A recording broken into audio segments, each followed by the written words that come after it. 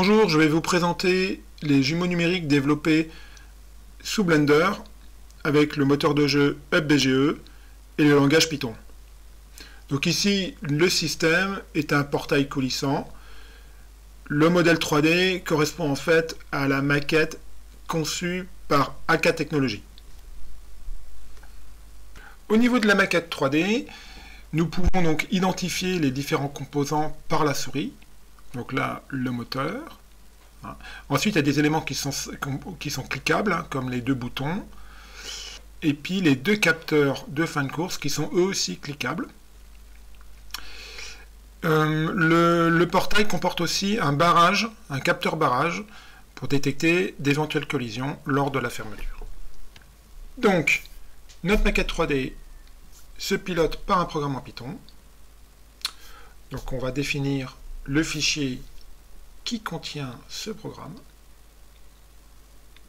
Donc là, il est spécifié à cet endroit.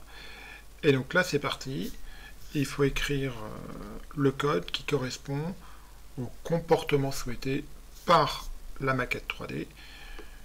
Donc pour commencer, on peut imaginer, par exemple, d'allumer le gyrophare avec le bouton intérieur et d'éteindre le gyrophare par le bouton extérieur. Le programme comporte aussi tout un système de documentation qui va décrire comment manipuler la scène 3D, et puis les fonctions associées à la barrière, les mouvements, les capteurs, le pupitre, etc. Si maintenant on change notre script pour avoir le fonctionnement normal de la barrière, donc on va définir notre nouveau programme à la fois sur le jumeau numérique et dans notre éditeur. Et donc l'idée ici, c'est au départ, on initialise la barrière en la fermant, puis avec l'appui sur un des deux boutons, on ouvre la barrière, il y a une temporisation en fin de course, puis on referme la barrière. Sur le jumeau numérique, comme les boutons, on peut aussi forcer l'état des capteurs. Une autre possibilité est de pouvoir accéder aux données internes du modèle.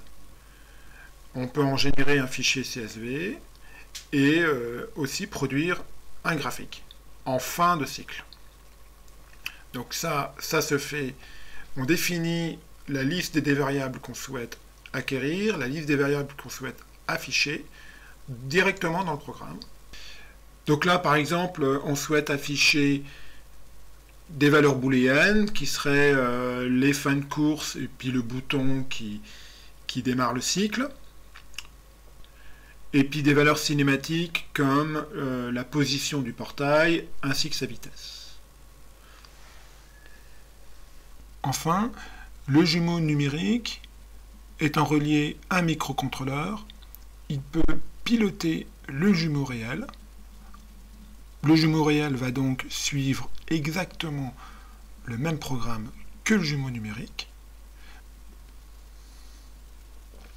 Le jumelage entre les deux jumeaux permet aussi d'évaluer des écarts entre un modèle théorique et une expérimentation. Bien, nous avons pu faire le tour de l'ensemble des fonctionnalités du programme. Donc, il existe actuellement 3 jumeaux numériques, le portail coulissant, le monte-charge et le volet roulant.